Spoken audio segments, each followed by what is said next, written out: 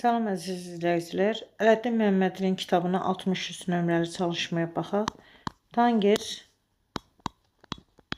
alfa plus beta bərabərdir 3-ə. Tangens alfa minus beta bərabərdir 2-ə. Tangens 2 alfanı tapın. Baxın, 2 alfanı almaq üçün alfa plus beta üstəgəl alfa minus betanı yaza bilərəm. Betalar gedir, 2 alfa qalır. Deməli, alfa üstəgəl beta üstəgəl alfa minus beta ifadəsini hər tərəfdən tangesləyək.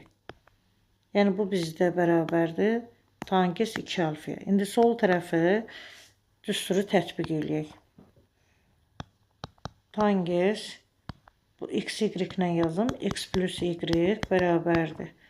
Tangens x plus tangens y 1 minus tangens x vurulsun tangens y.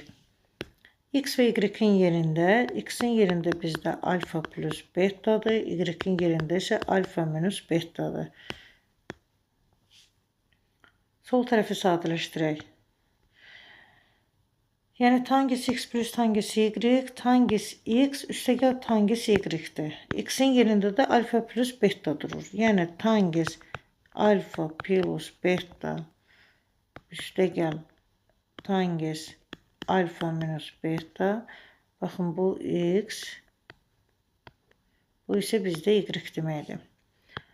1 minus tangens alfa plus beta vurulsun tangens alfa minus beta. Tangens alfa plus betanı verib 3 üstəgəl. Tangens alfa minus betanı verib 2 üstəgəl 2. 1 minus 3 vurulsun 2. Bu deyir 5 bölünsün. 1-dən 6-nı çıxanda -5.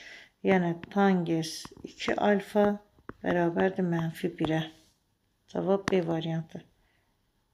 Qulaq asdığınıza görə təşəkkür edirəm. Sağ olun.